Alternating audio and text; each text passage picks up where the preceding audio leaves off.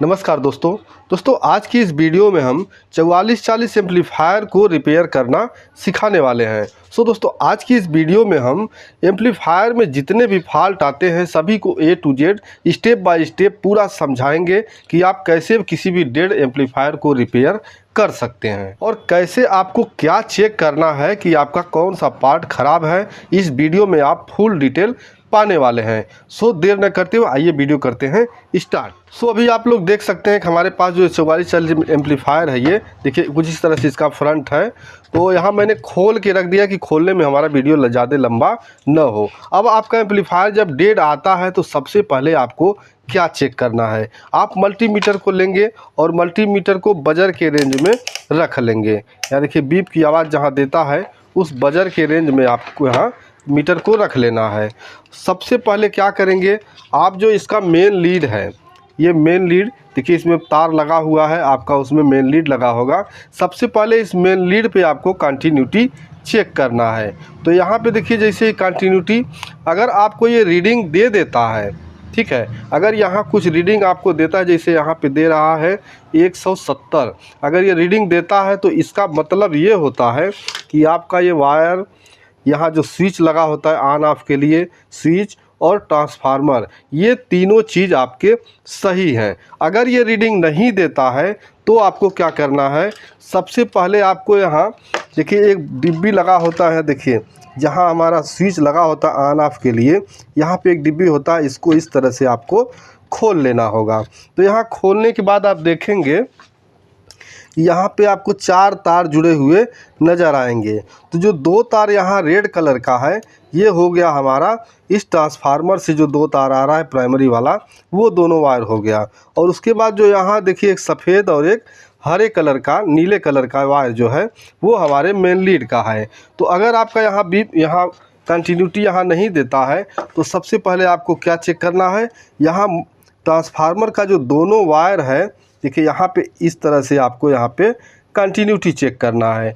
अगर यहाँ कंटिन्यूटी देता है तो इसका मतलब है ट्रांसफार्मर आपका सही है। अगर ये कंटिन्यूटी नहीं देता है तो इसका मतलब है आपका ट्रांसफार्मर ओपन हो चुका है, यानी ख़राब हो चुका है। अब मान लीजिए आपका यहाँ पे तो कंटिन्यूटी दे रहा है, रीडिंग दे रहा है, लेकिन फिर भी यहाँ पे आपको रीडिंग नहीं मिल रहा है। तो ऐसी दशा में सबसे पहले आप क्या करेंगे, यहाँ स्विच का जो कंटिन्यूटी यहाँ पे चेक कर लेंगे। देखिए यहाँ एक साइड का दोनों बताना चाहिए और इधर का एक साइड का दोनों आपस में बीप की आवाज़ आनी चाहिए। तो यहाँ बीप की आवाज़ आ रही है, ठीक है। तो इस तरह से आपको दोनों स्विच चेक करना। अगर स्विच सही है तो फिर आपका मेन लीड में प्रॉब्लम होगा, मेन लीड आप चेंज कर लीजिए, आपका यहाँ का सलूशन हो जाएगा। इसके बाद आप इस पर सप्लाई अब देंगे। जो अब यहाँ आप क्लियर हो गया कि यहाँ से आपका जो रीडिंग आने लगा, इतना आप पार्ट चेक कर लेने के बाद तब आप आएंगे यहाँ, प्लेट को आप ऐसे उल्टा कर लेंगे तो देखेंगे ट्रांसफार्मर से 2 वायर यहाँ पे निकला होता है, जो आकर जाके आपका जहाँ ब्रिज रेक्टिफायर 4 डायोड लगे होंगे वहाँ पे आपका ये दोनों वायर जुड़ा होगा। और इसके साथ यहाँ मेन कैपेसिटर एक फ़िल्टर के लिए लगा होता है। तो आप क्या करेंगे, यहाँ पे जो दोनों वायर यहाँ आके जुड़ा हुआ है, इस पे आप वोल्टेज चेक करेंगे पहले AC का। तो मैं आपको यहाँ चेक करके एक बार दिखा देता हूँ। तो यहाँ मैंने इसे प्लग में इन कर दिया और सबसे पहले क्या करेंगे, मल्टीमीटर को आप 200 AC 220 वोल्ट, AC 200 वोल्ट के रेंज में आपको रख लेना है। और यहाँ जो ट्रांसफार्मर का आउटपुट आ रहा है दोनों वायर, इस पर आपको वोल्टेज यहाँ चेक करना है। तो यहाँ पे आप देख सकते हैं 14.2 वोल्ट यहाँ करंट, यानी हमारा अब यहाँ से लेकर यहाँ तक जो हमारा सर्किट है वो काम कर रहा है। इसके बाद सीधे आपको यहाँ मल्टीमीटर को फिर DC करंट में रख लेना है। और DC करंट में रखने के बाद जो आपका मेन फ़िल्टर है, यहाँ फ़िल्टर पे आपको ये चेक करना है वोल्टेज। देखिए यहाँ पे अभी हम DC यहाँ चेक करेंगे, देखिए मीटर उल्टा है यहाँ। तो यहाँ पे हम कैपेसिटर पे चेक करेंगे तो देखिए वोल्टेज यहाँ हमको 17.53 हमको मिल रहा है। अब एक चीज़ मैं और बता दूं, अगर आपका इधर से पूरा कंटिन्यूटी मिल रहा है लेकिन यहाँ पे आपको वोल्टेज नहीं मिल रहा है, तो ऐसी दशा में यहाँ ट्रांसफार्मर का जो सेकेंडरी है ये अंदर से यहाँ ओपन हो जाता है, कार्बन आ जाता है। तो आप इसको चाहे तो खोल के रिपेयर भी कर सकते हैं, बहुत ईजी है। मैं इसके ऊपर वीडियो भी हमारे चैनल पे पड़ा हुआ है, तो वहाँ रिपेयर कर लेंगे तो आपका ये काम हो जाएगा। लेकिन अगर ये आपका सही है, यहाँ वोल्टेज मिल रहा है, तो इसके बाद आपको क्या करना है, सीधे आप आएंगे आईसी के आउटपुट पे। देखिए यहाँ आपको एक वायर, ये जो ब्लैक वाला है, ये कहीं ग्राउंड कर लेना है। तो सबसे मेन जो होता है ग्राउंड, आप आईसी का जो हीट सिंक है इसी पे इस तरह से लगा लीजिए। अब यहाँ जो आउटपुट साउंड का लगा हुआ है, देखिए दो वायर ये, दो वायर ये, यहाँ 2 वायर जुड़ा हुआ है और यहाँ 2 वायर। इस पे आपको यहाँ वोल्टेज चेक करना है। कितना वोल्ट चेक करना है, आप पहले मेन सप्लाई यहाँ चेक कर लीजिए कितना वोल्ट है, 17 वोल्ट। ठीक इसका आधा यहाँ पे देखिए मिलना चाहिए, 8.88, और यहाँ पे भी 8.99, यानी उसका आधा यहाँ पे मिल रहा है। और दूसरे आईसी पे इस तरह चेक कर लेंगे, देखिए वही सेम वोल्टेज है और यहाँ भी। तो आईसी हमारा दोनों सही है। क्यों सही है, क्योंकि जो हमारा यह वोल्टेज आधा मिल रहा है, तो इसका मतलब हमारा आईसी सही से वर्क कर रहा है, आईसी हमारी सही है। अगर ये वोल्टेज आपको डिफरेंट मिलता है, जैसे 4 वोल्ट 3 वोल्ट, किसी पे यहाँ 15 वोल्ट और इस पे 2 वोल्ट, इस तरह से आउट कुछ भी मतलब उल्टा सुल्टा बताता है, तो ऐसी दशा में आपका आईसी ख़राब होगा और आईसी को आप रिप्लेस कर दीजिए। इसके बाद एक प्रॉब्लम और आता है, जो आपका होता है कि यहाँ बेस टेबल का। तो देखिए बेस टेबल का सबसे पहली बात तो आपको वायरिंग आपका चेक करना होगा कि आपका वायरिंग सही से हुआ है या नहीं। अगर वायरिंग सही हुआ है, उसके बाद भी आपका बेस टेबल सही से काम नहीं कर रहा है, तो सबसे पहले जो यहाँ वॉल्यूम कंट्रोल लगे होते हैं, यहाँ देखिए टोन बेस टेबल के लिए, इन दोनों को आपको चेक करना होगा कि कहीं कार्बन आके ये ख़राब तो नहीं हो गया है। अगर ये आपका टोन भी सही है, उसके बाद वायरिंग भी आपका सही है, उसके बाद भी अगर आपका बेस टेबल सही से काम नहीं कर रहा है, तो वैसे तो यहाँ देखिए जो पार्ट होते हैं ये लगभग ख़राब जल्दी नहीं होते हैं।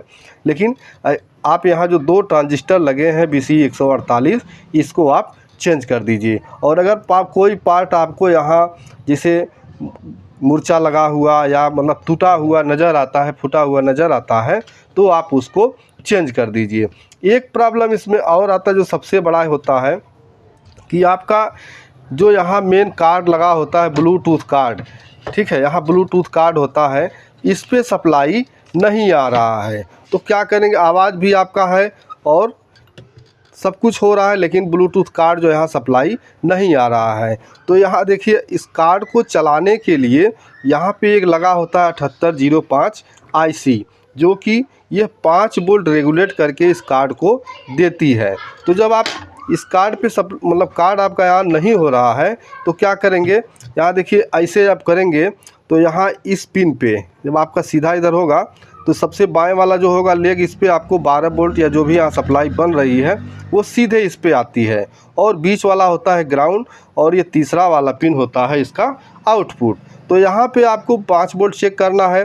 अगर 5 वोल्ट आ रहा है ठीक है, नहीं आ रहा है तो यहाँ 12 वोल्ट चेक करेंगे। अगर 12 वोल्ट नहीं आ रहा है तो यहाँ से जो लाइन बनी हुई है उस लाइन पे आप चेक करेंगे कहीं हमारा सर्किट कहीं से ब्रेक तो नहीं है। और अगर यहाँ 12 वोल्ट आ रहा है और यहाँ 5 वोल्ट नहीं आ रहा है, तो इसका मतलब है आपका रेगुलेटर ये ख़राब होगा, या बहुत तेज़ गर्म होता है। तो ऐसी दशा में कार्ड शॉर्ट हो जाता है, तो हमारा रेगुलेटर ये गर्म होता है।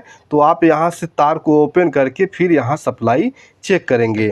अगर आपका यहाँ देखिए यहाँ ओपन करने के बाद भी यहाँ 5 वोल्ट नहीं दे रहा है, तो आप 7805 को चेंज कर दीजिए। या यहाँ पे एक जीनर लगा होता है, देखिए इसमें जीनर उखड़ा हुआ है। कभी कभी ये जीनर जब वोल्टेज गड़बड़ होता है तो ये जीनर हमारा शॉर्ट कर देता है, जिसके कारण यहाँ 5 वोल्ट सप्लाई बाधित हो जाती है। तो इस जीनर को आप ओपन कर दीजिए या फिर इसको चेक करके दूसरा लगा दीजिए। उसके बाद जब 5 वोल्ट आपका आने लगता है तो यहाँ आप कार्ड पे लगाइए। अगर आपका कार्ड ऑन होता है ठीक है, नहीं तो दूसरा कार्ड लगा के आप चेक करिए। अगर इसको आपको चेक करना नहीं आता है तो इसके ऊपर कमेंट करिएगा, हम इसके ऊपर भी वीडियो ज़रूर डाल देंगे। सो दोस्तों, अगर आपका कोई भी डेड एम्पलीफायर है और इस तरह जैसे मैंने बताया, अगर इस तरह से आप चेक करते हैं तो आपका सारा सलूशन हो जाएगा। अगर आपको वायरिंग में कोई प्रॉब्लम होता है तो कमेंट करिएगा, हम इसके ऊपर भी वीडियो ज़रूर बनाएंगे। उम्मीद करते हैं ये वीडियो पसंद आया होगा। वीडियो पसंद आए तो वीडियो को लाइक कर दीजिएगा। चैनल पर नए हो तो चैनल को सब्सक्राइब कर लीजिए। तो मिलते हैं नेक्स्ट वीडियो में, तब तक के लिए नमस्कार।